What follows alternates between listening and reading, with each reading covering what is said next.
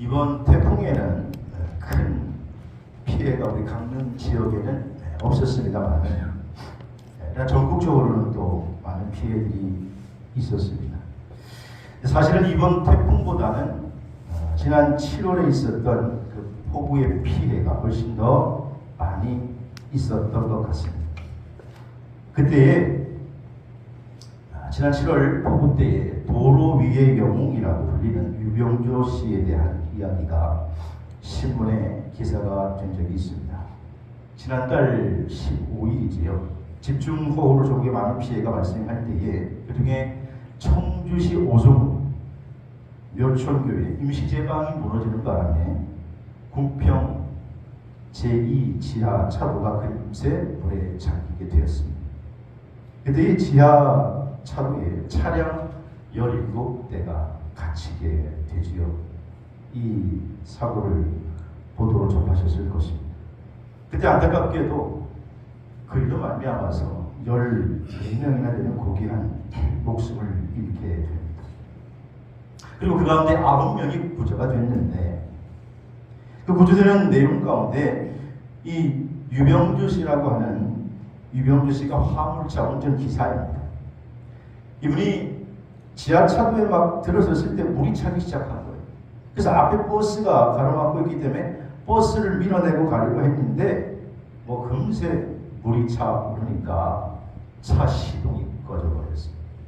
어쩔 수가 없어서 급하게 자기 화물차 지붕 위로 올라갔는데 그때 마침 남성 두 분도 그 물 가운데 헤쳐나와서 두 분을 구조해드리고 그리고 마지막으로 20대 여성 한 분이 보니까 자기 그 화물차 트럭 백밀러를 붙들고 온갖 그냥 사투를 벌이고 있는 거죠. 이 20대 여성은 그 안에 있던 버스에 타고 있던 여성이었어요. 그러니까 벌써 이제 기진맥진해서 휩쓸려 나오면서 마지막으로 백밀러를 붙잡고 발버둥치고 있는데 점점점 시간이 흘러가면서 이 여인이 힘을 잃기 시작합니다. 그래서 마지막 안간 힘을 쓰지만 잡고 있던 손을 놓고 싶어서 이 유병주 씨가 그 여인을 붙들어주고 있었는데 자기는 이제 더 이상 힘이 없으니까 이 손을 놓아달라. 이제는 못 버티겠어요. 이 손을 놓아주세요. 그럴 때 이 유병주 씨가 안 돼요. 그 손을 꽉 잡고 계세요. 저는 가망이 없습니다. 저는 이제 이 손을 놓으랍니다. 한마디로 이제는 포기하겠다는 얘기죠. 죽겠다는 얘기입니다. 하지만 이 유병주 씨는 끝까지 붙잡고 있으면서 안 된다. 포기하지 말라고. 그리고 자기도 힘들지만은 끝까지 그 여인을 붙들어 주어서 결국 이 여인이 함께 살아나게 됩니다. 아마 이 유병주 씨가 잡은 이 여인의 손을 놓았다. 그리고 이 여인이 자기도 잡았던 그 손을 포기하고 놓았다면 사망자가 많이 일어날 수 있었겠죠. 그런데 끝까지 포기하지 않고 손에 붙잡았던 것을 놓지 않았다는 것입니다. 유병주 씨는 타인의 목숨을 구했습니다만 자기의 생계수단인 화물차를 쓸 수 없게 돼서 너무나 안타까워했는데 마침 그 소식을 들은 현대자동차 그룹에서 14톤 새 화물차를 그에게 지급해 주어서 참 감사하다 이런 보도를 접했습니다. 오늘 우리는 히브리서의 말씀을 보았습니다. 이 히브리서는 사실 저자가 익명으로 남아 있습니다. 저자가 누구인지 학자들마다 주장이 조금씩 다릅니다만은 그러나 이 히브리서를 기록한 시기는 아마도 한참 기독교에 대한 박해가 심했던 60년대에서 95년대까지의 AD 65년에서 95년 사이다 이렇게 추정을 하고 있습니다. 이 히브리서를 쓰게 된 동기는 당시 히브리인이라고 불렸던 유대인들이죠. 다시 말하면 유대인이면서 나중에 예수 그리스도를 메시아로 인정하고 받아들인 유대인 크리스찬들을 위해서 쓴 말씀이 오늘 본문의 말씀입니다. 당시의 상황이 어떠했냐 하면 당시의 문화적으로 종교적으로는 유대인들은 자신들의 문화의 유산을 물려받았죠. 오늘 우리도 우리의 문화의 유산을 물려받는 것처럼. 그런데 거기다가 하나 더 그들은 예수 그리스도를 이제 메시아로 영접한 사람들이 오늘 이 편지의 사실 대상자입니다. 근데 그들이 살았던 당시 상황은 어땠느냐? 예수님을 메시아로 인정하지 않았던 다른 유대인들, 즉 자기의 동포들, 그 동포들이 오히려 이들을 괴롭히고 핍박이 아주 심했습니다. 사실 사도 바울도 그런 인물 가운데 하나죠. 자기가 유대인이면서도 기독교인들을 처음에는 박해했던, 그리고 인정하지 않았던 사람이 바로 바울이었습니다. 뿐만 아니라 당시에는 로마가 세계를 지배하고 있었는데 타종교를 가진 그 로마 사람, 그 로마 사람들, 특별히 네로 황제 같은 사람들은 우리 기독교인들을 얼마나 핍박을 했는지, 죽이는 것도 그냥 죽이는 게 아니라 사자밥이 되게 하고 거리에 불을 밝히는 그러한 가로등으로 기독교인을 걸어매어 사용하기도 했던 아주 극심한 박해 속에 있던 히브리 기독교인들.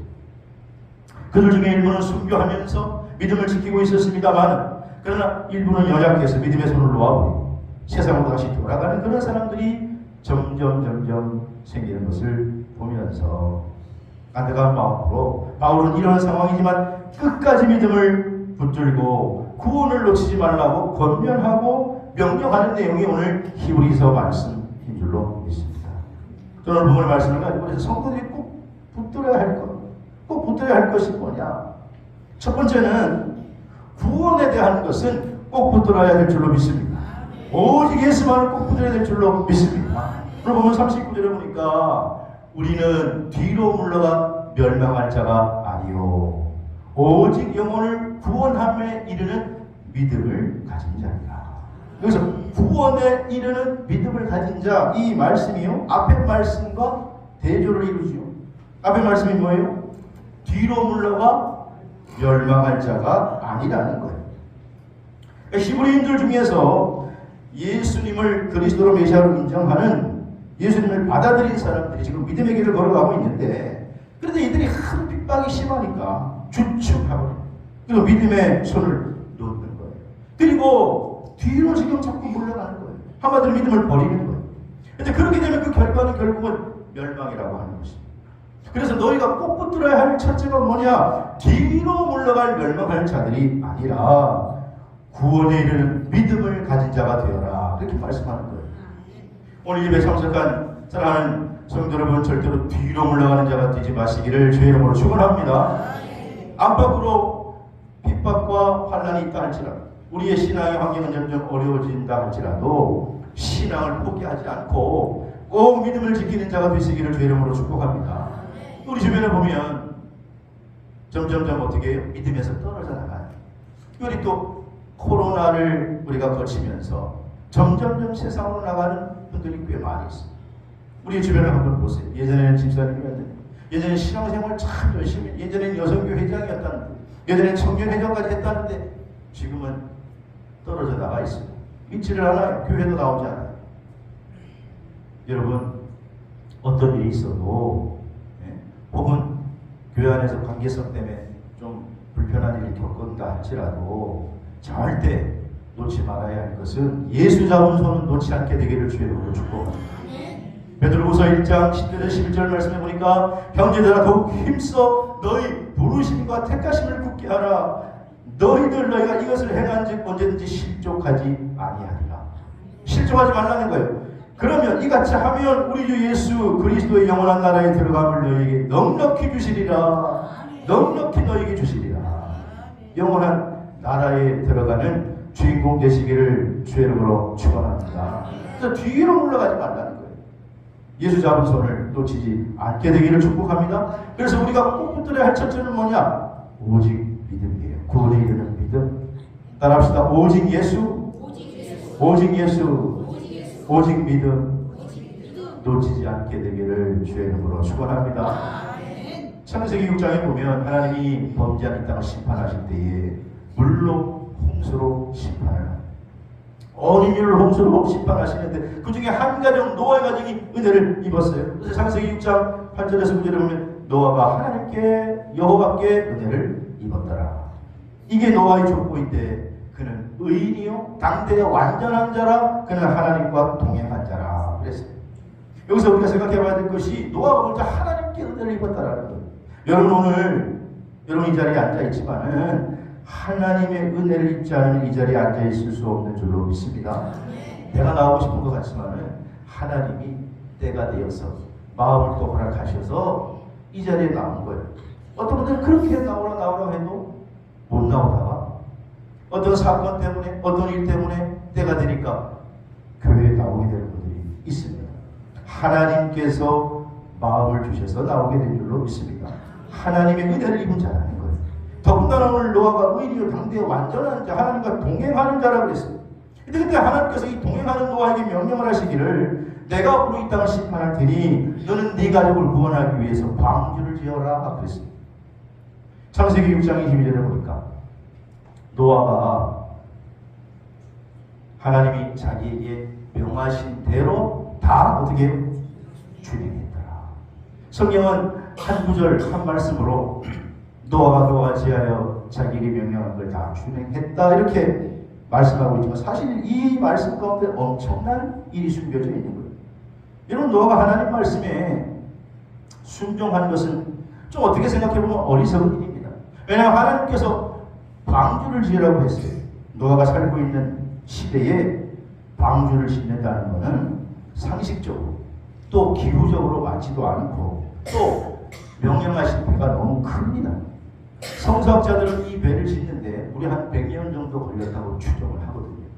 아니 100년 정도 배를 짓는 바보가 어디에 있겠어요? 만일요 제가 어느 날 하나님께서 세상을 심판하신다 그래가지고 저기 경포 잔디공원에 가가지고 배를 짓기 시작해요. 재산을 다 팔아가지고 정리하고 우리 교인들에게도 배를 지어야 된다고 말하고 그러면 세상 사람들은 오늘 지나가다가 뭐 기념품 짓나 뭐 큰 거 기념하는 거 짓나 보다 생각하지만 여러분들은 저보고 뭐라 그럴까요? 드디어 신목사가 미쳤구나 돌았구나 저희를 보겠구나 그렇게 생각합니다. 노아도 여러분 다 알아요. 그런데 하나님 명령이니까 그 말씀대로 순종했다라는 거예요. 왜냐하면 하나님에 대한 분명한 믿음이 있었는 줄로 믿습니다. 흔들리지 않는 믿음이 있었기에 하나님의 말씀은 정확하게 이루어진다라고 하는 것을 알았기 때문에 결국 노아는 하나님 말씀대로 방주를 지어서 자기 가족을 전부 구원하게 되는 은혜를 입게 된 것입니다. 자신들과 가족 여러분 노아처럼 구원에 대한 분명한 믿음 하나님 말씀에 대한 분명한 확신을 붙들고 사시기를 주의 이름으로 축원합니다. 여기 옆에 삼척에 가면요 우리 감리교회 자랑이라고 말할 수 있는 천국 감리교회 순교자 최인규 권사님의 이야기가 있습니다. 여러분 최인규 권사님에 대해 들어보셨습니까? 일제시대 때 신사참배를 거부하다가 순교하신 평신도 순교자 최인규 권사님. 최인규 권사님과 비슷해요. 당시에 기독교는요 일제에 자꾸 병합하기 위해서 좀 덜 감시를 받으려고 그랬는지 신사참배는 국가의식이니까 참여해라 여기에 당시에 기독교는 공공연하게 묵인해주고 우상숭배를 은근히 동참했습니다. 하지만 이 최인규 권사님은 이거는 신앙으로는 맞지 않는 일이다. 진리에 맞지 않는 일이다. 결국 거부를. 그리고 1940년 5월 그것 때문에 체포가 되지요. 삼척 경찰서에 붙잡혀서 일본 순사들이 회유하고 고문하고 그래도 포기하지 않으니까 경찰이요 이 최인규 권사님에게 망신을 주기 위해서 저분이 그 지역의 당시에 유지였고 어른인데 여러분 똥찌개 아세요? 똥찌개 젊은 분들은 잘 모르지만 저는 똥찌개 알아요. 똥찌개 옛날에는 다 인분도 거름으로 쓰기 위해서 똥찌개 넣었다고 똥찌개 강행선 속에 똥찌개 아세요? 똥찌개를 치고 그리고는 동네를 돌아다니면서 하루 종일 돌게 한 거예요. 똥찌개를 지면서 하루 종일 아무것도 안 시키고 그러니까 지역 유지가 말이에요. 그걸 치고 돌아다니니까 바보 취급을 한 거죠. 한마디로 망신을 주기 위해서 그렇게 한 거예요. 그런데 그분이 지나갈 때 오히려 동네 사람들은 고개를 숙입니다. 그분을 존경하는 마음으로 그분과 마주치지 않으려고 하고 그분이 지나가는 골목에는 다 비켜줍니다. 그러면서 오히려 동네 사람들은 예수 믿으려면 저렇게 믿어야 된다. 그때 최인규 원사님의 친구였던 차국성이라는 사람이 있었는데 평상시에 이 일본 경찰서장과 안면이 있어가지고 찾아가서 간청을 했다고 하죠. 서장님, 사실 제 친구 최인규는 원래 좀 정신이 문제가 있는 사람이에요. 근데 예수 믿고 나왔습니다. 근데 지금 보니까 다시 그 정신병이 재발돼가지고 지금 저렇게 고집을 부리는 거니까, 아니 그 정신병자를 저렇게 망신을 줘봤자 뭔 유익이 있겠습니까? 그러니 석방해 주시죠. 그렇게 설득을 했는데, 근데 경찰서장이 오히려 정색을 하면서 그러더라고요. 내가 보기에는 당신이 정신병자지 저 사람이 멀쩡한 사람이에요. 그러면서 오히려 경찰서장이 예수 믿으려면 저 사람같이 믿어야 돼. 당신도 예수 믿는다면서 아닌 거라고 얘기할 수 있어야지. 그렇게 얘기하더라고요. 시간이 흐르고 고성교회 이준규 목사님이라는 분이 최인규 권사님이 감옥에 갇혔다는 소식을 듣고 찾아가 보면합니다. 권사님, 이러다가 죽어. 그냥 신사 참배한다고 해. 그리고 나와서 다시 안 하면 되지. 그런데 최인규 권사님이 그 목사님을 야단치면서, 이 목사님, 당신이 그러고도 목사야? 이대로 살아가는 게 무슨 의미가 있어? 하나님을 배반하는 거야. 내버려둬. 그리고는 결국은 1942년 12월 16일 대전 형무소에서 순교를 당하십니다. 끝까지 오직 예수의 믿음을 붙잡은 줄로 믿습니다. 우리 예수님께서 십자가에 달렸을 때 십자가 양옆에 강도가 있었죠. 그 중에 한 강도는 예수를 비난했지만, 그러나 한 강도는, 오른쪽에 있는 강도는 누가복음 23장 42절에 보니까 예수여 당신 나라에 임하실 때에 나를 기억하옵소서. 이 강도는 마지막 순간에 예수님을 붙잡은 거예요. 그때 예수님께서 뭐라고 말씀하시냐? 오늘 내가 나와 함께 낙원에 있으리라. 사실 여러분, 오히려 편안할 때가요, 신앙 타락하기가 더 쉬워요. 어려울 때 사실은 더 정신 차려 끼어 있을 수 있지만 편안할 때가 더 타락하기 쉬워요. 지금처럼 신앙생활하기 좋고 느긋할 때 이럴 때로 깨어서 꼭 예수 그리스도, 오직 예수 구원에 대한 믿음을 붙들고 흔들림이 없게 되기를 주의 이름으로 축원합니다. 두 번째는 오늘 성도들이 꼭 붙어야 할 것인데, 그게 뭐냐? 재림신앙이라는 거예요. 재림에 관한 것을 꼭 붙들어야 돼요. 오늘 37절 말씀해 보세요. 37절에 뭐라고 말씀하시냐? 함께 읽겠습니다. 시작. 잠시 잠깐 후면 오시리가 오시리 지체하지 아니하시리라. 이렇게 오시리는 마지막 심판으로 오시는 제1인 예수 그리스도를 가리키는 거죠. 하박국 2장 3절 말씀을 인용한 건데, 하박국 2장 3절에 이렇게 말씀합니다. 이 묵시는 정한 때가 있고 종말이 속히 이르겠고 결국 거짓되지 아니하리라. 비록 더딜지라도 그러나 지체되지 않고 반드시 뭐예요? 끝나리라. 비록 더딜지라도 기다리라는 거예요. 이건 반드시 이루어진다라는 거예요. 그때와 그 시기가 조금씩 우리의 생각과 다르고 더딜지라도 포기하지 말고 재림신앙으로 무장하고 기다리라는 거예요. 사실 여러분, 마지막 때 사랑하는 성도들이 꼭 붙들어야 할 건 재림신앙인 줄로 믿으시기 바랍니다. 이단들이 이 재림을 가지고, 이 종말을 가지고 장난을 쳐서 오히려 진리로부터 멀어지게 하는 거, 또 사탄의 작품이에요. 우리는 흔들리지 말고 재림신앙을 붙드시기를 바랍니다. 성경은 66권으로 되어 있고 맨 마지막 말씀은 요한계시록이라고 하는 말씀이에요. 요한계시록은 22장으로 되어 있어요. 22장 21절에는 맨 마지막 22장에 보면 7절, 12절, 20절에 세 번이나 거듭거듭해서 뭐라고 하냐? 예수님께서 속히 온다, 다시 온다, 그렇게 말씀하고 있습니다. 여러분, 우리도 중요한 말을 할 때 어떻게 해요? 세 번 정도 하잖아요. 강조해서. 이 성경은 마지막 뚜껑을 닫기 전에 계속해서 예수님이 그걸 타고 올라가신 대로 다시 오신다, 다시 오신다, 다시 오신다. 이것이 이루어질 줄로 믿으시기를 바랍니다.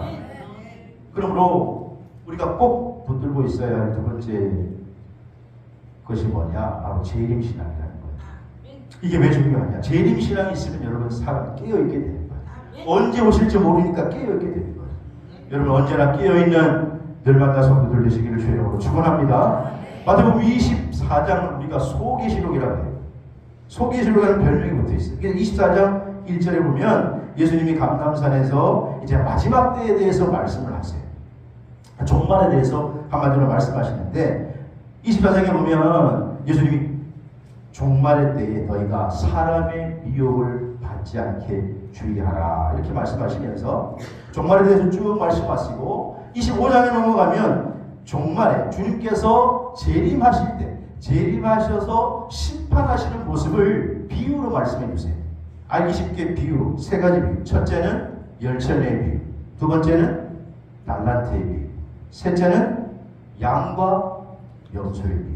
이 제자들이 이해하기 쉽게 마지막 심판의 때에 이렇게, 그래서 그 비유 가운데 열천의 비유를 말씀하십니다. 열천의 비유는 무슨 비유입니까? 결혼식에 관한 결혼식. 여러분, 히브리인들을 결혼 절차에 관한 비유를 들어서 예수님이 말씀하시는 거예요. 당시에 히브리인들의 결혼, 유대인들의 결혼은 상대자가 정해지고 나면 신랑은 친구들과 함께 신부집에 가서 결혼 예식을 합니다. 그리고는 신부를 이제 데리고 자기 집에, 신랑 집에 와서 혼인잔치를 벌여요. 혼인잔치. 보통 일주일 정도 혼인잔치를 벌여요. 예전에도 우리도 이 혼인잔치를 벌였었어요.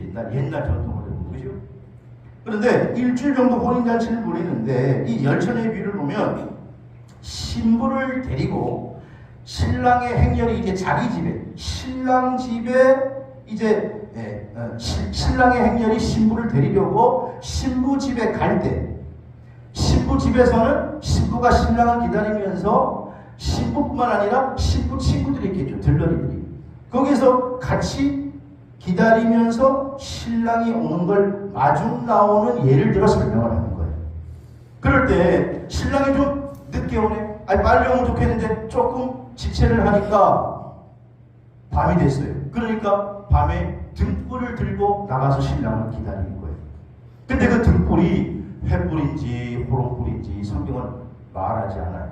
어쨌든 간에 횃불인지 호롱불인지 다 등에는 기름이 필요하니까 기름을 가지고 준비를 해야 돼요. 이게 횃불도 그렇고 호롱불도 그렇고 기름을 많이 준비할 수가 없잖아요. 불이 작으니까. 그러니까 당시 유대인들은 그 등을 준비하고 나서 여분으로 기름통을 다시 준비해 가지고 나갔다.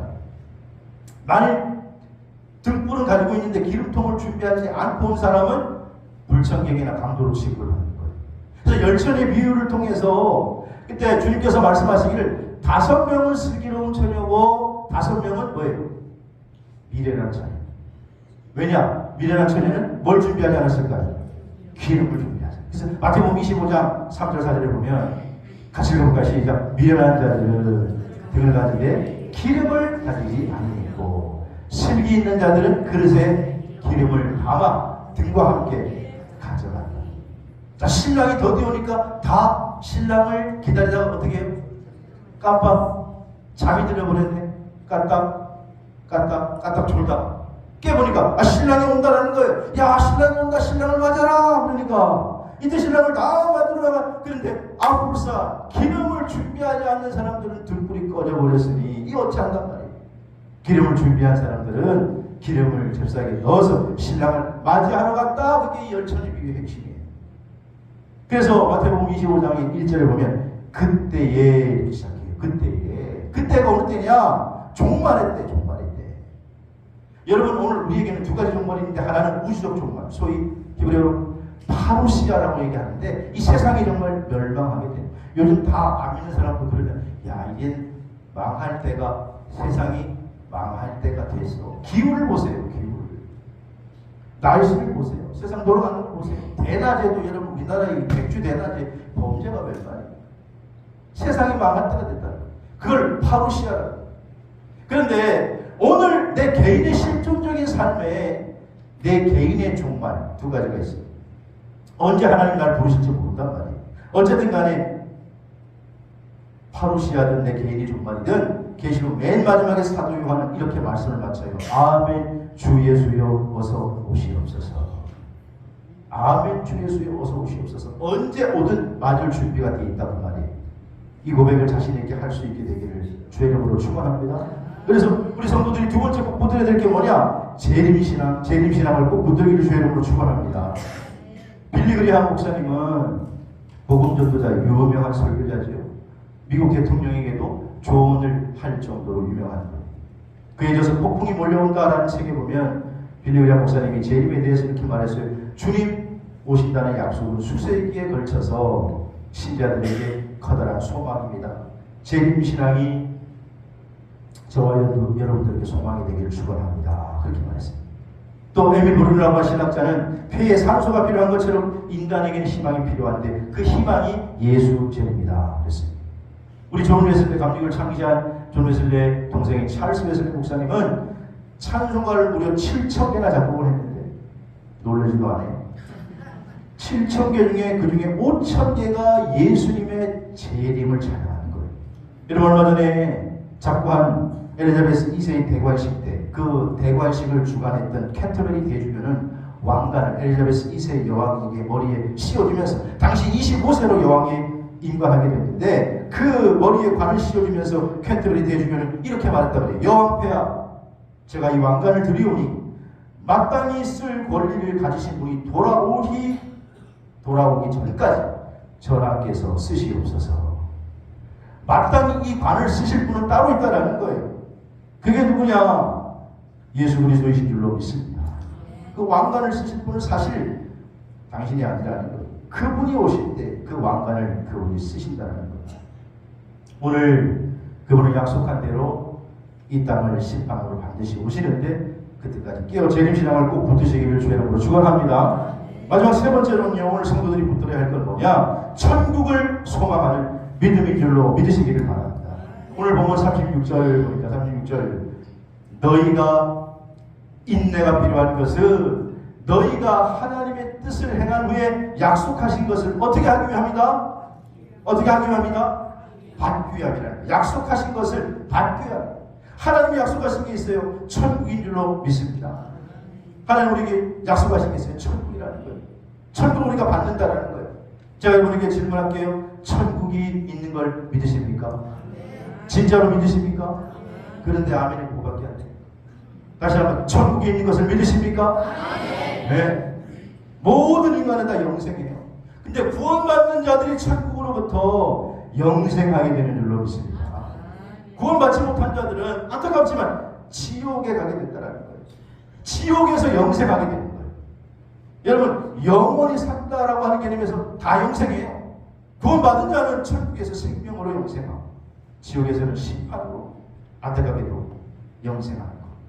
바울이 마지막에 쓴 편지가 디모데후서라고 하는 말씀인데 그는 그 말씀에서 자신의 믿음의 아들 디모데에게 자신이 순교를 앞두고 디모데후서 4장 7절에서 8절에 이렇게 말해요.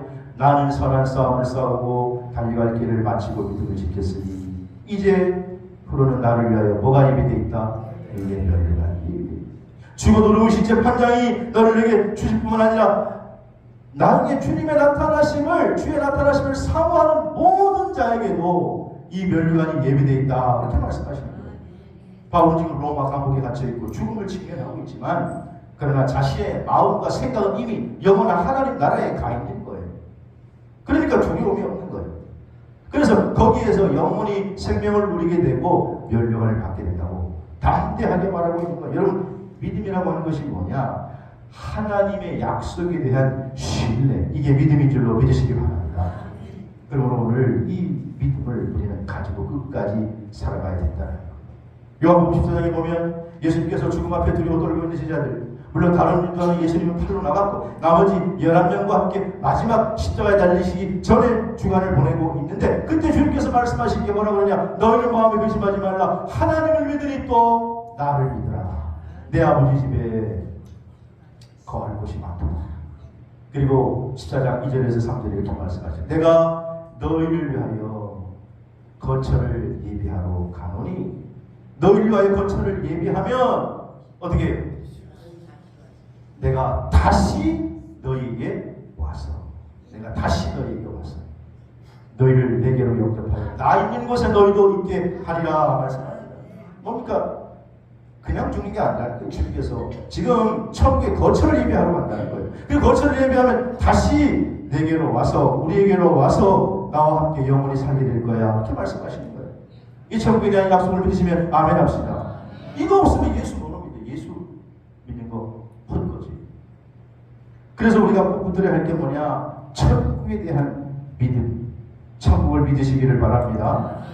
한 학생이 교수님 찾아와서 이렇게 얘기했어요.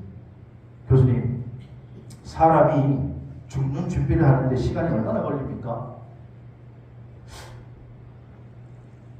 신체적으로는 몇 분 안 걸리지. 아, 그렇죠, 교수님. 그러면 교수님이 천국을 말씀하실 때 천국을 가는데 준비하는 게 얼마나 걸립니까? 교수님이 잠시 생각하더니 사실 그것도 몇 분 걸리지 않네. 왜냐하면 예수님 곁에 십자가에 달렸던 강도도 마지막에 예수님께 구원받았잖아. 그러니까 젊으니까 그 얘기를 듣더니 됐습니다. 저는 결정했습니다. 뭘 결정했습니까? 세상에서 마음껏 놀고 즐기다가 마지막에 가서 예수 믿으랍니다. 그러면서 웃으면서 저는 이제 결정됐습니다. 그리고 떠나는 청년에게 교수님이 청년 잠깐 소고기 내가 한 가지만 묻겠네. 이 사람아, 자네는 언제 죽을 줄 아나? 그게 모르죠. 바로 그게 문제네. 사람은 내일을 알 수 없네. 바로 그게 문제네. 그렇게 얘기하더라고요. 여러분, 우리가 이 젊은이와 같이 살아가고 있지는 않습니까? 내 마음대로 살다가 때가 되면 이제는 좀 믿음 좀 단단히 하고 그리고 이제는 죽으면 구원받겠지. 그러나 문제는요, 그때와 그 시를 아무도 알 수가 없다는 거예요. 오늘 예배 참석한 여러분, 오늘 밤에 주님이 내 영혼을 불러도 아멘하고 가실 수 있기를 주의 이름으로 축원합니다. 그게 준비하는 시간이에요. 그럼 오늘 성도들이 꼭 붙어야 할 게 뭐냐? 세 가지를 말씀드렸는데 결국은 하나예요. 구원에 대한 믿음, 오직 예수를 붙드시고 사시기를 바랍니다. 재림신앙을 붙들고 사시기를 축원합니다. 흔들림 없이 천국 붙들고 살아서 영육간에 승리하는 믿음의 발자국을 남기는 저와 여러분 되시기를 주의 이름으로 축원합니다.